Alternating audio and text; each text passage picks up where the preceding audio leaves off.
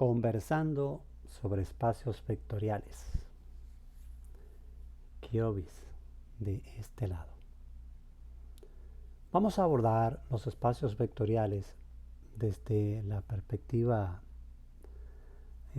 topológica algebraica y luego pasaremos a conversar sobre los espacios euclidianos R2 y R3, que es la fuente primordial en los cursos de cálculo vectorial dirigidos a las áreas de física e ingeniería. Vamos a iniciar con una definición de espacio vectorial.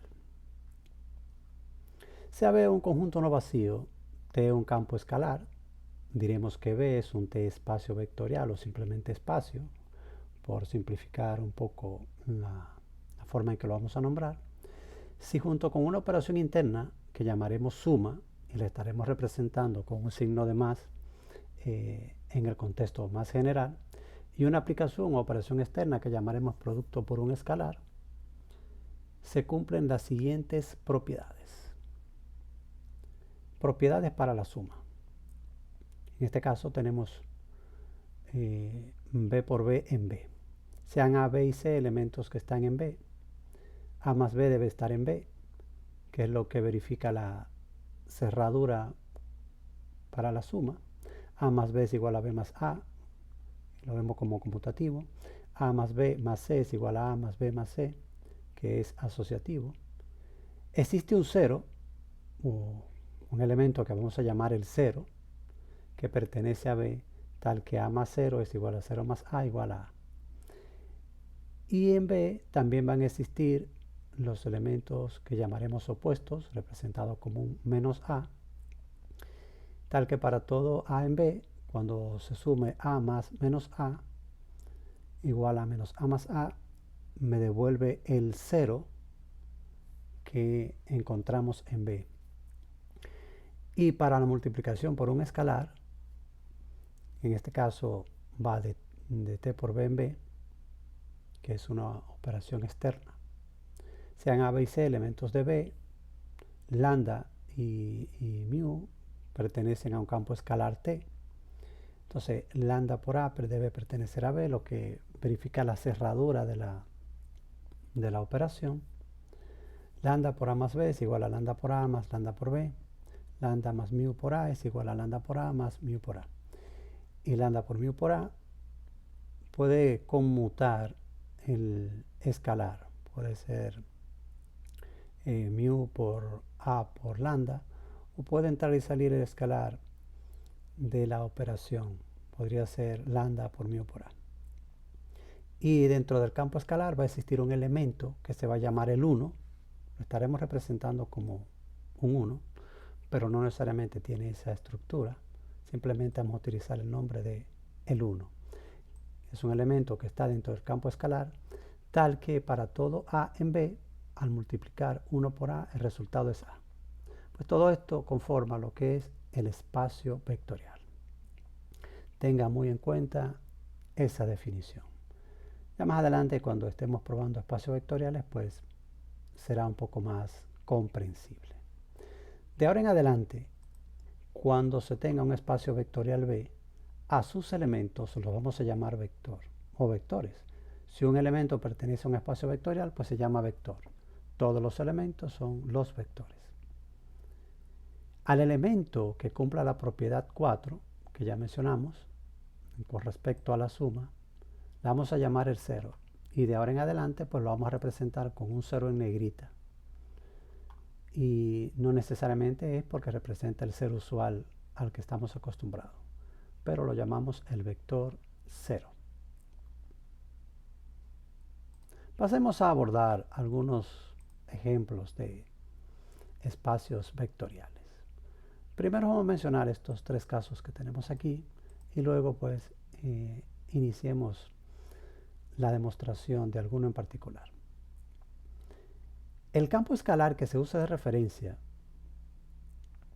para la estructura propia del campo, del espacio vectorial, es en sí mismo un espacio vectorial con la suma y producto que nosotros podemos considerar usuales para el campo T. Así podríamos considerar, por ejemplo, el conjunto de los números reales. El conjunto de los números reales representa un espacio vectorial si tomamos la suma y las multiplicaciones usuales de los números reales. Otro ejemplo. El conjunto B, cuyo único elemento es el 0, es un espacio vectorial que suele llamarse espacio vectorial trivial. El conjunto de polinomios, por ejemplo, en la variable x, de grado menor o igual que un número n que pertenece a los naturales y con coeficientes en un campo escalar t, con las operaciones usuales de suma y multiplicación, forman o conforman un espacio vectorial que podríamos nombrar en la forma t de x para exponentes menores o iguales que n. Pues dado ya estos tres ejemplos que de una u otra manera son ejemplos triviales, vamos a abordar un ejemplo muy particular desarrollando las propiedades o comprobando las propiedades que verifican que es un espacio vectorial. Si en algún momento se nos pide probar si un conjunto con unas operaciones dadas es un espacio vectorial y alguna de las propiedades no se verifica, pues entonces inmediatamente se concluye que el conjunto determinado con las operaciones dadas no es un espacio vectorial. Pasemos a desarrollar algún ejemplo en particular. Consideremos en este caso un conjunto B igual a pares x, y, tales que x y y son números reales, con la condición de x más y es igual a 0. Y vamos a definir dos operaciones. Vamos a definir por una parte la operación de suma para dos elementos cualesquiera que estén en B. Vamos a suponerlo como x1, y1 más x2, y2. Esto igual a x1 más x2, y1 más y2. La suma. Y tendremos también la multiplicación por un escalar. Vamos a simplificar esto. Multiplicación por un escalar. Vamos a decirle lambda b, dada como lambda por x, y, igual a lambda x más lambda y. Deben verificarse las propiedades que tenemos en la definición. Vamos a asumir ya de antemano que las operaciones son cerradas. Además sería fácil verificarlo. Son operaciones cerradas dentro de la... Aunque se puede asumir que las operaciones son cerradas dentro del conjunto B, vamos a probarlas, ambas. Pero vamos a hacer el recorrido de las primeras 5 propiedades y luego de las otras 5. Las 5 primeras para la suma y las otras 5 para la multiplicación por un escalar. Así que para hacer la prueba debemos tomar 3 elementos de B. Vamos a llamarlos A, B y C por conveniencia. Sean A, B y C elementos que están en B. Y lambda pertenece a un campo escalar que en este caso lo vamos a considerar como los números reales. Entonces este conjunto x, y, eso es para x, y, con la condición de x más y es igual a 0, con esas dos operaciones y el campo escalar de los números reales, conforman un espacio vectorial. Primero, debemos probar que A más B está en B, es decir, la cerradura de la operación. Vamos a tomar una estructura de A más B en la forma de A sub 1, menos A sub 1. Eso lo consideramos porque los dos componentes X y Y tienen la relación de que su suma es igual a 0. Por lo tanto, uno es el opuesto del otro. Y para el elemento B en B, tendríamos B sub 1, menos B sub 1. Claramente, su suma la expresaríamos como A sub 1 más B sub 1, menos A sub 1 más B sub 1, que tiene completamente la estructura del elemento que tiene que estar en B. Si nosotros asignáramos A sub 1 más B sub 1 a una nueva variable, por ejemplo, t, A sub 1 más B sub 1 igual a un t, entonces es claro que el conjunto siempre tendrá elementos en la forma t, menos t, es decir, elementos que están en B, lo que prueba la cerradura para la operación de suma. Segundo, A más B tiene que ser igual a B más A. Conmutatividad. Como A más B ya la realizamos en el paso 1, así que vamos a simplificar un poco escribiendo t, menos t y desarrollando el otro lado de la ecuación.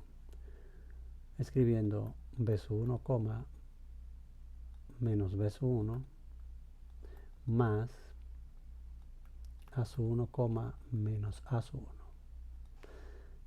Si desarrollamos, tendríamos B sub 1 más A sub 1, menos B sub 1 más A sub 1. Es claro que como los X, Y que conforman el par del conjunto B son números reales, la suma de dos números reales es conmutativa, así que podríamos expresarlo como A sub 1 más B sub 1 y esto de acá expresarlo como menos A sub 1 más B sub 1. Y nos quedaría en la forma como t, menos t, según la expresión que hemos tomado en la parte superior.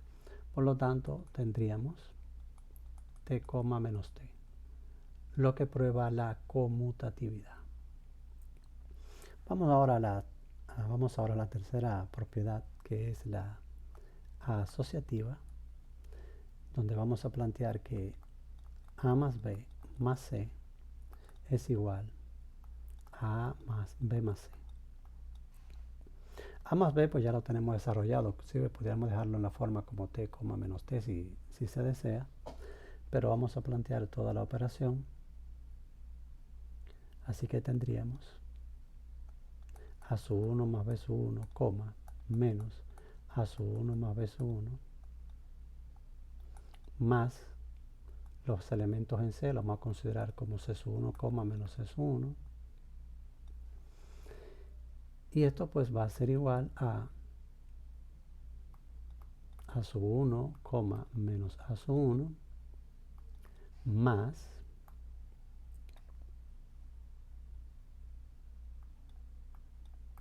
B sub 1, menos B sub 1, más C sub 1, menos C sub 1. Entonces, la suma de estos dos nuevos vectores va a producir A sub 1 más B sub 1 más C sub 1, menos A sub 1 más B sub 1 más C sub 1 igual a A sub 1 más B sub 1 más C sub 1, menos A sub 1 más B sub 1 más C sub 1. Por todo lo que conocemos sobre números reales, sabemos ya que esto es bastante trivial, así que nos quedará al final A sub 1 más B sub 1 más C sub 1, menos A sub 1 más B sub 1 más C sub 1, que podríamos compilarlo en una única variable que puede ser S o W, y al final pues lo que nos quedaría sería, vamos a suponer que toda esa suma me devuelve W, entonces me quedaría W, menos W igual a W, menos W, lo que verifica la asociatividad como tercera propiedad. La cuarta propiedad dice que debe existir un elemento que se va a llamar el cero, vamos a garabatearlo de esa manera, que va a estar dentro del conjunto B, tal que al sumar un elemento de B con ese cero, claro que la operación es conmutativa, pues me va a devolver el elemento A de referencia. Entonces, ¿a qué yo le puedo sumar a cada componente de A? Vamos a llamarlo A1 menos A1, para que el nuevo resultado pues claramente sea el mismo A1, menos A1. Pues claramente los componentes de ese vector van a ser los ceros usuales. Ese va a ser el cero. Y es fácil ver que cumple la condición de estar en B porque 0 más 0 va a ser igual a 0. Ese es el cero del conjunto. Vamos a nombrarlo así, el cero. Entonces, vamos a la quinta propiedad. Existe el menos A, que son elementos que de una u otra manera también deben estar en B, tal que para todo A en B, la suma de A más su opuesto, siendo esto también conmutativo, me debe devolver el cero. El cero que he conseguido en el paso 4. Entonces, ¿qué forma debe tener el elemento menos A? Por ser extremadamente trivial, esto que estamos llamando el opuesto, en vez de 2 puntos vamos a colocar un par de comillas. Esto estamos llamando el opuesto. Ocurrirá que ese opuesto puede escribirse de la forma menos A1, A1, de tal forma que al aplicar la suma que hemos definido como operación, es claro ver que va a devolver el 0,0. Extremadamente trivial, pues no escribimos más. Ahora con respecto a la multiplicación por un escalar, que sería la propiedad 1 de esa operación externa. Por conveniencia vamos a nombrar la operación 1 de la propiedad para la multiplicación por un escalar como una número 6. Así al final pues tenemos las 10 propiedades. Dice que lambda por A tiene que ser un elemento que está en B. Lambda por A, con la estructura que hemos tomado para A como A1, menos A1, es claro que va a devolver lambda A1, menos lambda A1. Podremos asignar lambda por A1 a un nuevo número real cualquiera. Podremos asumirlo inclusive hasta una de las variables que hemos trabajado, suponer que es t, es el nuevo t. Entonces lo que nos quedaría es que el conjunto siempre va a tener elementos en la forma t, menos t cuando se multiplique por lambda. Si lambda es 0, me va a devolver el 0,0. Si lambda es un valor positivo, va a devolver un múltiplo de a su 1 con el signo que tenga a su 1 y un múltiplo de menos a su 1 con el signo que tenga a su 1. Si lambda es negativo, pues entonces simplemente va a haber un intercambio de los signos entre los componentes y al final el elemento de cualquier manera sigue estando dentro del conjunto. Por lo tanto, esto es un elemento que pertenece a B, lo que verifica la cerradura. La segunda, que vamos a nombrar como 7, pues tendríamos lambda por A más B igual a lambda por A más lambda por B. Así, lambda por A más B, vamos a asumirlo como ya tenemos una operación desarrollada en la parte superior, como T, menos T. Y aquí desarrollaríamos lambda por A sub 1, menos lambda por A sub 1. Cambiar esa notación. Más lambda por B sub 1, menos lambda por B sub 1. Por lo tanto, tendríamos aquí lambda por T, menos lambda por T, igual a, sumando, lambda es un factor común de A sub 1 más B sub 1, menos lambda de A sub 1 más B sub 1. Que nos queda en la forma lambda por T, menos lambda por T, igual a lambda por T, menos lambda por T. Lo que verifica la propiedad. La número 3, que la vamos a cambiar hacia un número 8, dice que para la suma de escalares por un objeto de B que se llama vector, pues entonces se puede pensar en algo similar a una distribución. Nosotros podríamos asumir que lambda y mu me dan una nueva constante dentro del campo escalar y podemos llamarlo beta. Así que lo que podríamos escribir es beta por A. Entonces aquí tendríamos lambda por A sub 1, menos lambda por A sub 1, más mu por A sub 1, menos mu por A sub 1.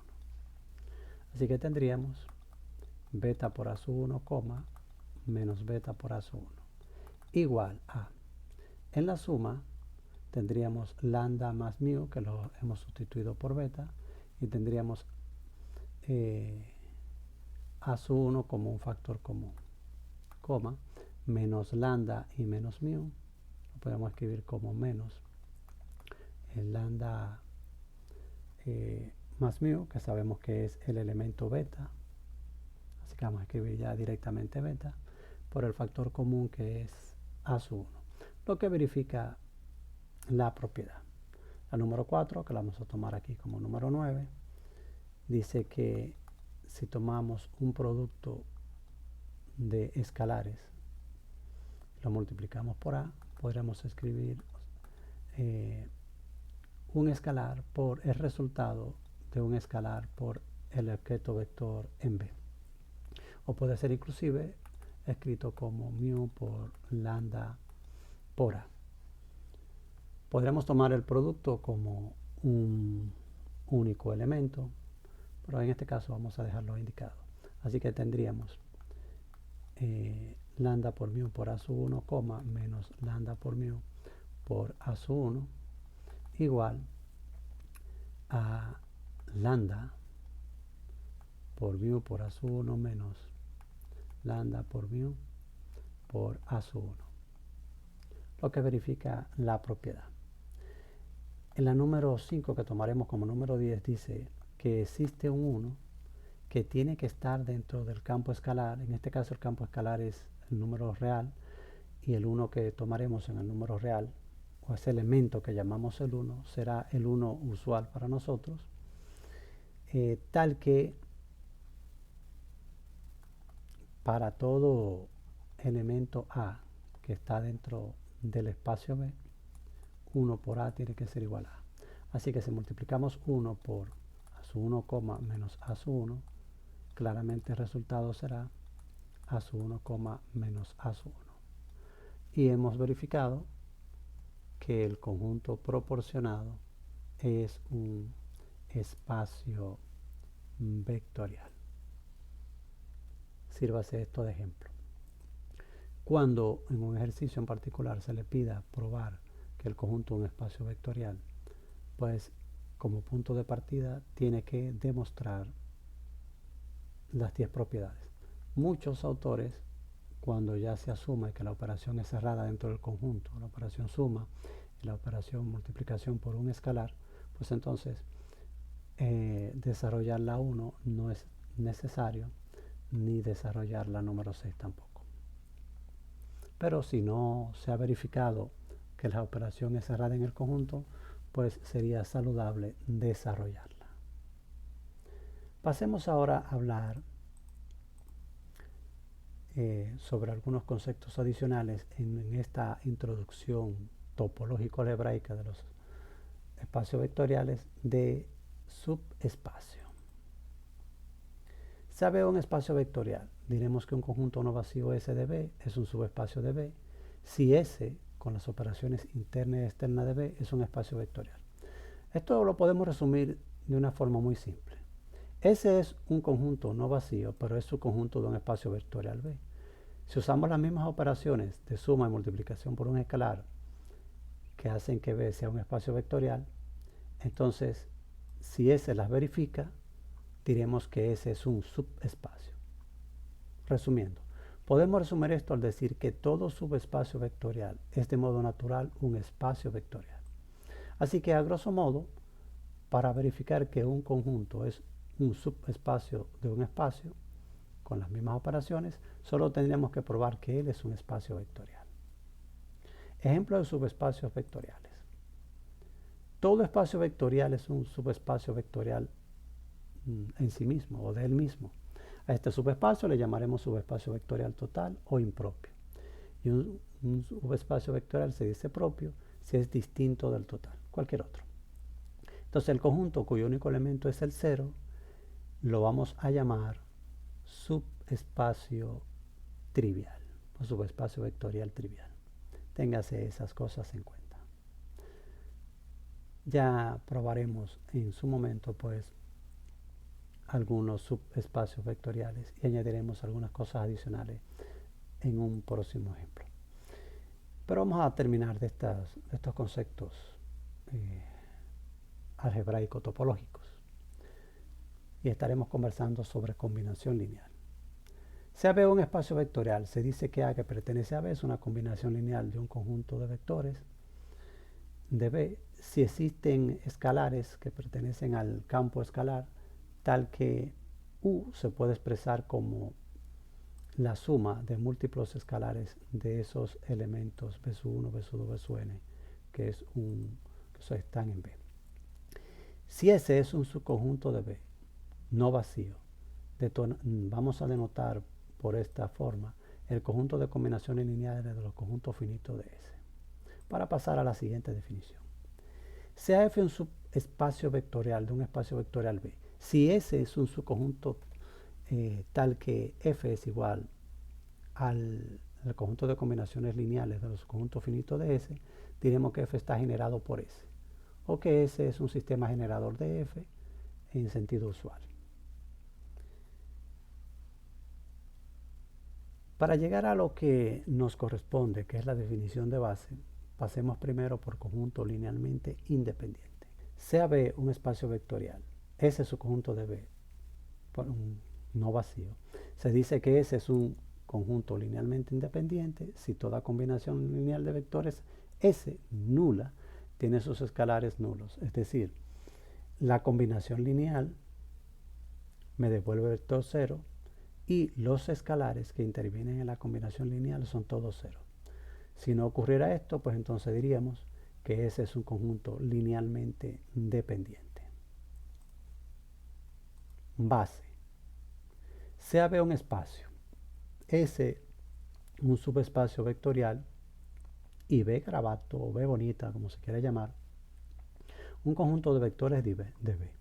Diremos que B, esa B garabato, es una base de S si genera S y además es linealmente independiente. Ya probaremos eso con calma. Dimensión. Sea B un espacio. Diremos que B es de dimensión finita si posee sistema de generadores finito. En caso contrario, diremos que es de dimensión infinita. Es decir, a grosso modo, llamaremos dimensión de un espacio vectorial no trivial B de dimensión finita al número de elementos de la base. Ya volveremos en un momento a esto de los espacios n o t a la n. Y vamos a continuar aquí con nuestros ejemplos. Tomaremos un conjunto de referencia, además es un ejemplo adicional. Vamos a tomar un B que va a estar formado por todas las funciones f, tal que esas f son funciones continuas.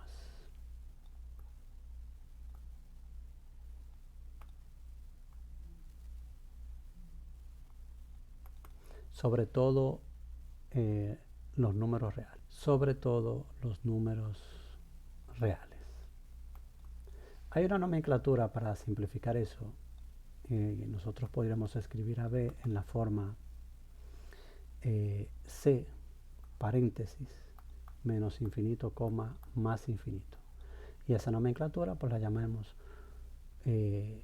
espacio vectorial de funciones continuas sobre todo R. Es claro que nosotros podríamos tomar un subconjunto de funciones y verificar si es un subespacio del conjunto determinado. Por ejemplo, asumamos que tenemos un conjunto S, que en este caso va a ser todas las f, tal que las f de 0 sean igual a 1. Todas las f, tal que f de 0 sea igual a 1. Y probar si ese conjunto de funciones, que ahora son vectores, forman un subespacio del espacio de funciones continuas sobre R. Hay una serie de condiciones. La primera es que el conjunto de referencia tiene que ser subconjunto del espacio. Pues es claro que todas las funciones de variable real, tales que f de 0 sea igual a 1, entonces forman un subconjunto de B. Eso es trivial. Esa palabra tan bella, trivial. Vamos a considerar elementos en S. Sean A y B elementos en S. Y vamos a considerar un número, un escalar lambda dentro del campo escalar de los reales. Probemos la cerradura para la suma. Tiene que ocurrir que A más B debe estar en S. Siendo así, entonces vamos a asignar a A un F y a B vamos a asignarle un G, o más claramente un F de 0 más un G de 0. Vamos a llamarlo de esa manera. F de 0 más G de 0.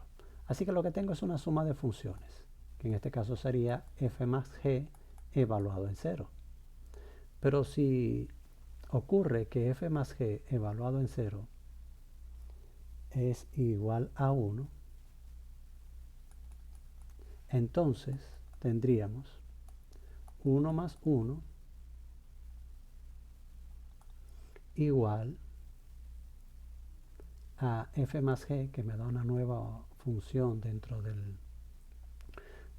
conjunto. Podemos llamarla una función h de 0, pero resulta que h de 0 es 1, pero la suma de f de 0 más g de 0 en realidad es 2. Entonces 2 es distinto de 1. Entonces vemos que no verifica la suma, dado que f de 0 me va a devolver un 1, g de 0 me va a devolver un 1, f más g debe devolverme una nueva función h, que evaluada en 0 debe darme 1 para que pueda estar dentro del conjunto. Pero resulta que f de 0 es 1, más g de 0 es 1, 1 más 1 es 2, y h de 0, si estuviera, claro está, dentro del conjunto, pues claramente tendría que ser 1. Por lo tanto, 2 es distinto de 1 y el conjunto no es un subespacio. Tomemos otro. Como todas las f, tales que f de 1 va a ser igual a 0. Claramente, todas las f tal que f de 1 es igual a 0, tienen la condición de que esas f pertenecen al conjunto de funciones continuas definidos sobre todo R. Así que si tomamos dos elementos de S, vamos a suponer A y B elementos en S, y volvemos también a tomar el escalar real lambda, entonces A más B debe estar en S. Probemos eso. Vamos a considerar que A es una función f, que en este caso la vamos a nombrar como nomenclatura f de 1, y B va a ser una función g, que la vamos a nombrar g de 1. Claramente, f más g evaluada en 1 va a producir una función h, pero tendremos que f de 1 es 0 más g de 1 es 0, y aquí tendremos h de 1 que también va a ser igual a 0. Bueno, sí. En este caso, pues entonces se verifica la cerradura para la suma. Vamos a verificar la multiplicación por un escalar si es una operación cerrada. Entonces, tenemos lambda por a, que la hemos nombrado f de 1. En este caso sería lambda por 0. Definitivamente, pues va a ser igual a 0.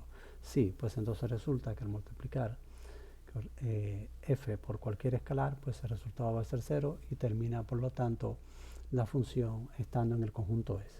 Para hablar de combinación lineal, vamos a considerar este conjunto anterior que hemos desarrollado, S formado por funciones f, tales que el f de 1 pues es igual a 0. Claramente, nosotros podríamos tomar un subconjunto de funciones f,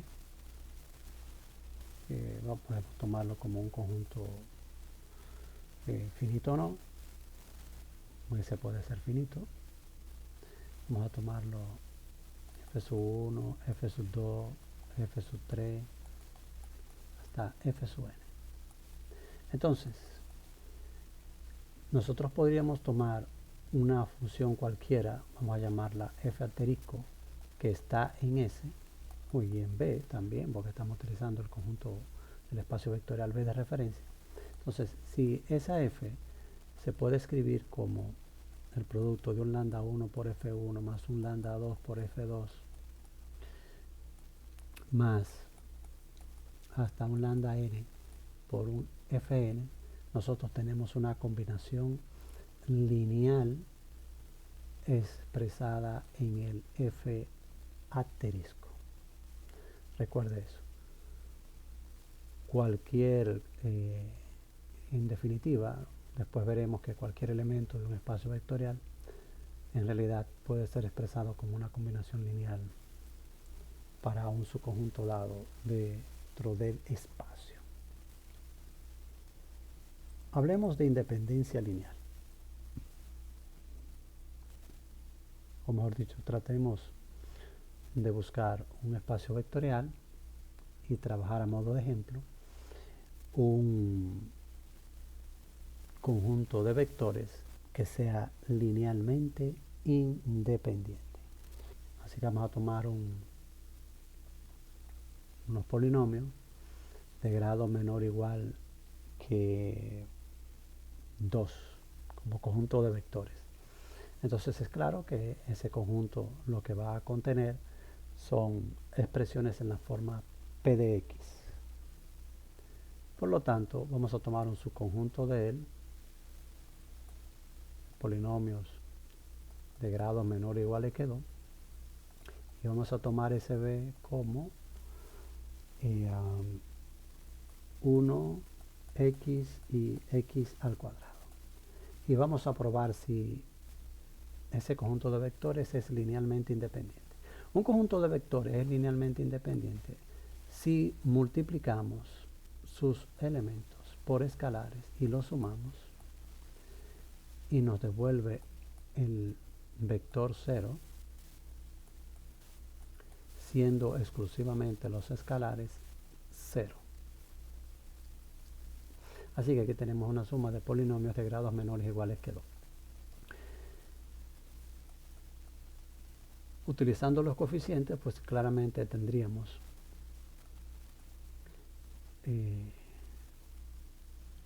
un lambda 1 igual a 0. Estoy sumando todos los términos independientes de los polinomios. Tendríamos un lambda 2 también igual a 0. Y por último, un lambda 3 igual a 0. Es bastante trivial, esto fue mucho más que trivial. Resulta que los escalares lambda 1, lambda 2 y lambda 3 son únicas y exclusivamente 0. Por lo tanto, el conjunto de vectores es linealmente independiente. Si algún escalar en algún momento devuelve un valor distinto de 0, pues entonces el conjunto de vectores es linealmente dependiente. Nosotros tenemos que hablar sobre bases, pero antes de hacer ejemplos adicionales para bases, vamos a hablar un poco de los espacios, de los n espacios o t a la n espacio.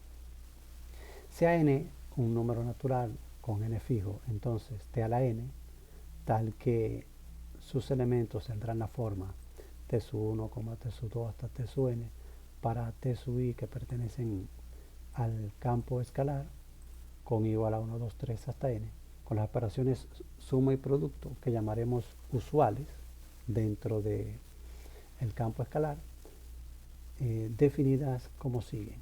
Para u, b que pertenecen a t a la n, el escalar para u, b que pertenecen a t al espacio tn y lambda un escalar, la suma usual y la multiplicación por un escalar usual son estas que están aquí, que conocemos inclusive desde cursos anteriores. Si estamos sumando elementos en los espacios tn, será el primer componente más el primer componente, segundo componente del primer vector más segundo componente del segundo vector, y así sucesivamente. Y la multiplicación por un escalar sería el escalar por el primero, por el segundo, hasta por el enésimo componente. Estos espacios solemos llamarlos t espacios vectoriales o simplemente t a la n espacio. Un ejemplo muy pero muy trivial de este tipo de espacios son los espacios R a la n, que son los espacios en los cuales van a estar basados nuestro curso. Y para estos espacios pues estaremos considerando las n-adas ordenadas en números reales en la forma R a la n, a sub 1, a sub 2, a sub 3 hasta a sub n. Para los a sub i números reales y desde 1 hasta n. Así podríamos entonces hablar de los espacios euclidios R2 y R3. Son espacios usuales sobre los que estaremos trabajando. Así que ejemplos de T espacios serían R a la 2, tal que la estructura de sus vectores podríamos escribirlo como x, y para x, y como números reales, y el R a la 3 tendría la forma x, y, z, tal que x, y y z son números reales. Los espacios R2 y R3 que estaremos utilizando en el resto del curso. Es fácil probar que con las operaciones usuales de suma y multiplicación por escalar, pues estos representan ser espacios vectoriales. Representan ser espacios vectoriales. Dejamos al público que observa que pueda hacer la prueba si lo desea. Y vamos a probar que alguno en particular es un subespacio. Así simplificamos bastante esto. Vamos a considerar un S igual a x, y, tal que x más y es igual a 0. Es para simplificar un poco la notación de un conjunto que tomamos anteriormente, lo que nos llevaría a probar si S es un subespacio de R2. Vamos a probar si ese es su subespacio de R2. Podemos utilizar el teorema que plantea que si tenemos dos elementos en S y lambda como un objeto escalar dentro de los reales, entonces para la suma A más B debe estar en S y lambda por A también debe estar en S. Si se verifican esas dos propiedades, es suficiente para concluir que S es un subespacio de R2 y por lo tanto ese pues también sería un espacio vectorial. Entonces comenzamos. Primero, S es un subconjunto de R2. Como primera parte del teorema. Pasemos ahora a la suma. Vamos a tomar el A como A sub 1, menos A sub 1, ya lo hemos tomado anteriormente, más B como B sub 1, menos B sub 1, y eso pues nos había devuelto un T, menos T, que claramente es un elemento que pertenece a S. Y además pues tenemos también lambda por A, escrito como A sub 1, menos A sub 1, que nos va a devolver lambda por A sub 1, menos lambda por A sub 1. Vamos a asumirlo por conveniencia similar al T, menos T. Y claramente eso es un elemento que está en S. Por lo tanto, con todas esas condiciones, S es un subespacio de R2. Probar que un subconjunto es un subespacio de R2 es probar simultáneamente que el conjunto de referencia es un espacio. Para que S sea un subespacio, tiene que ser un espacio vectorial en sí mismo. Aquí lo que hemos estado usando pues es un teorema que simplifica un poco la comprobación con los elementos de S, su conjunto del espacio vectorial de referencia. Con las mismas operaciones, las operaciones tienen que ser operaciones cerradas en el conjunto S.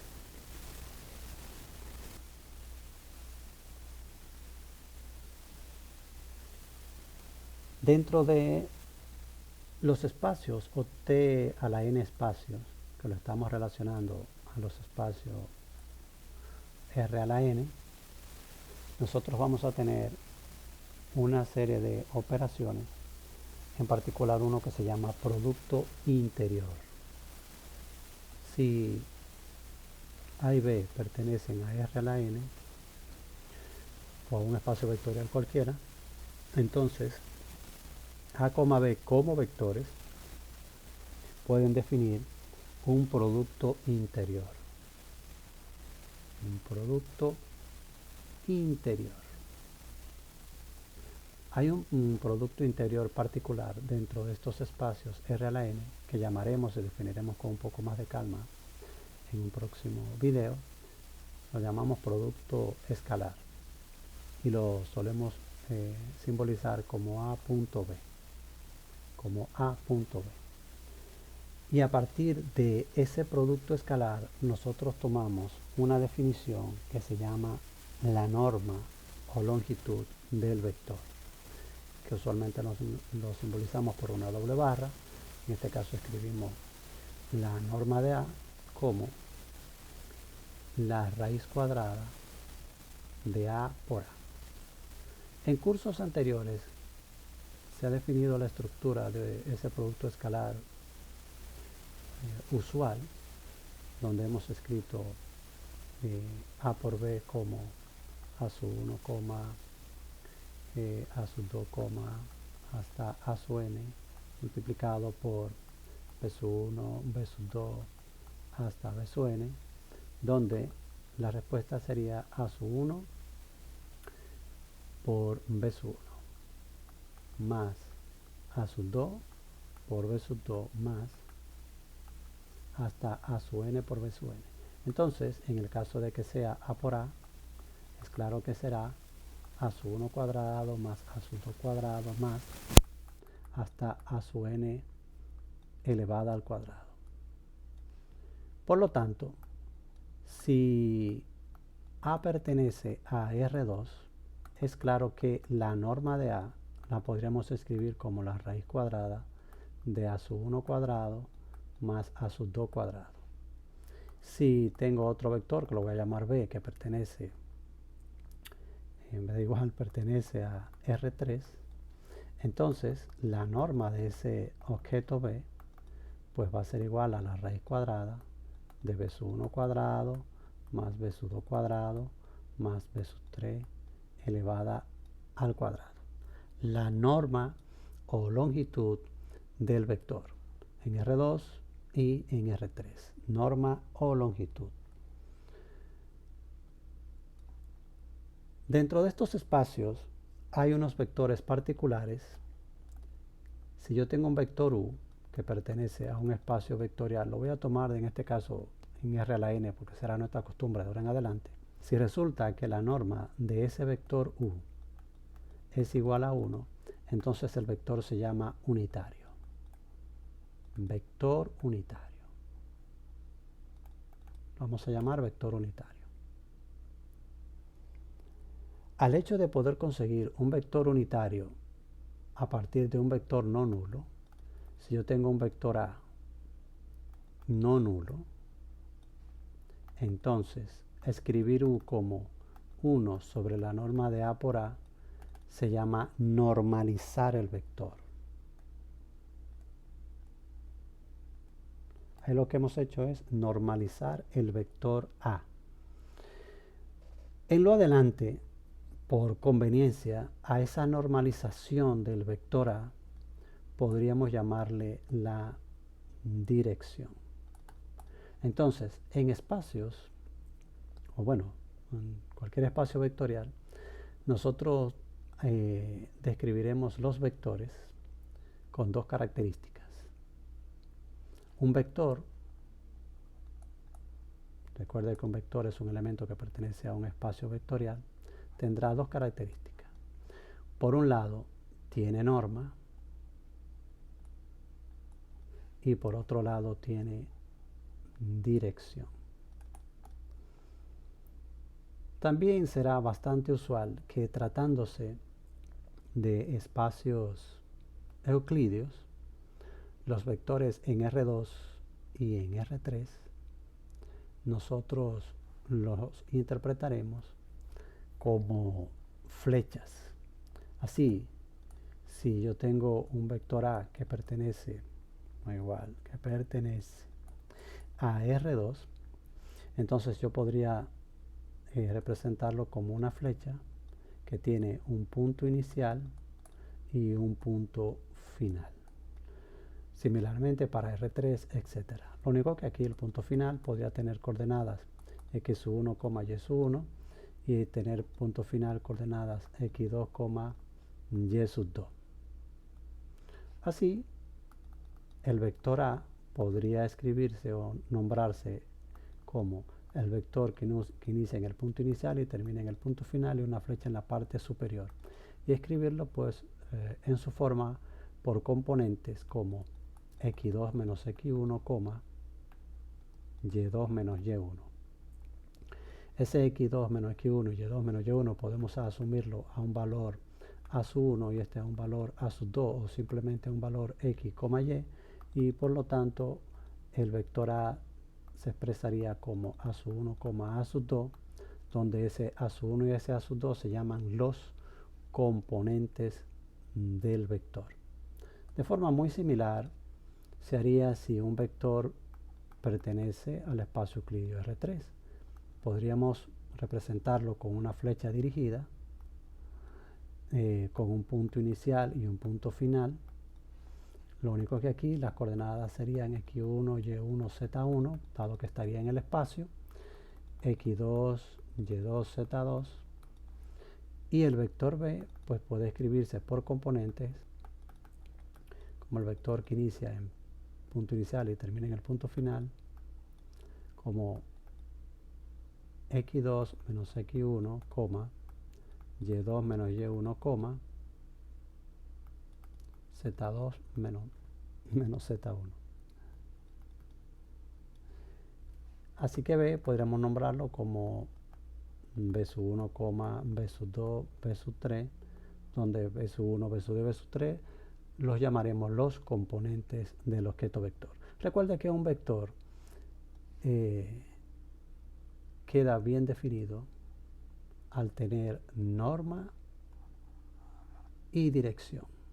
Norma y dirección, siendo un vector un elemento dentro de un espacio vectorial. Pues continuemos ya con estas ideas. Bueno, creo que podríamos mencionar además que en R2 y en R3 tenemos unos vectores bastante característicos como vectores unitarios que nombraremos I, J y K por conveniencia. Vamos a nombrar vector I. Si pertenece a R2 tendrá como componentes 1,0 y un vector J que tendrá componentes 0,1. Esto para R2. Si lo estamos expresando en R3, entonces el vector I lo escribiremos con componentes 1, 0, 0. El vector J con componentes 0, 1, 0. Y un vector K con componentes 0,0,1. Eso ocurre pues cuando estamos en R3. Son vectores unitarios muy particulares. Inclusive podríamos ver fácilmente que si tomamos un conjunto B que me contenga esos dos vectores con componente 1,0 y componente 0,1, claramente es un subconjunto del espacio R2. Es fácil ver que ese B es una base, es decir, el conjunto de vectores es linealmente independiente y es generadora del espacio. Y aquí similar, si tomamos vamos a tomar un de garabato como 1,0,0, 0,1,0, 0,0,1. Ese conjunto es su conjunto de R3 y será una base de R3. Probemos para R2 para ir simplificando un poco más nuestro tiempo y vemos que ese conjunto es linealmente independiente. Si yo tomo un lambda 1 y lo multiplico por el primer vector, más un lambda 2 y lo multiplico por el segundo vector, y lo igualo al 0 de ese espacio, entonces resultaría que lambda 1 va a ser igual a 0 y lambda 2 va a ser igual a 0, lo que implica que el conjunto es linealmente independiente. ¿Cómo verificamos que es un generador? Bueno, vamos a asumir que yo voy a tomar un lambda igual a x y un mu igual a y para crear una combinación lineal. Es decir, si yo tengo un vector b, vamos a escribir eso en minúscula, un vector b que sea un elemento de R2, entonces ese b yo puedo escribirlo como una combinación lineal de los elementos de este conjunto de referencia que está aquí. Y veamos si se puede. B va a ser igual a x por el primer vector más y por el segundo vector, y claramente B va a quedar en la forma x, y, que son en sentido usual representa la estructura general de todos los elementos que están en R2. Así que el conjunto de referencia es una base. Es una base extremadamente trivial, se llama base canónica. Algo muy similar ocurriría con esta y pues lo dejamos para que usted haga la prueba. Es un conjunto de vectores linealmente independiente, es una base que me genera todo R3. Habíamos dicho que hablando de combinaciones lineales y hablando de dimensión, que llamaremos dimensión de un espacio vectorial no trivial B de dimensión finita al número de elementos de las bases de B. Así que aquí los elementos en las bases serán 2, por lo tanto la dimensión del espacio es 2, y en R3 tendremos con esta característica del espacio, pues entonces espacios de dimensión 3. Son los espacios en los que estaremos trabajando. Habrán otros ejercicios o ejemplos de referencia para calcular dimensiones de espacios particulares, pero ya eso llegará el momento de discusión. Recuerden que estábamos hablando un poquito más sobre los espacios R a la n. Vamos a dejar el video en este momento hasta aquí.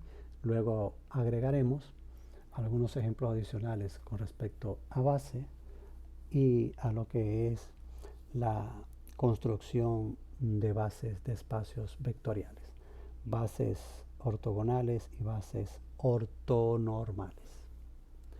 Kiobis de este lado. Recuerde seguir el curso y revisar siempre la bibliografía. Cualquier comentario es bien recibido. Suscríbase.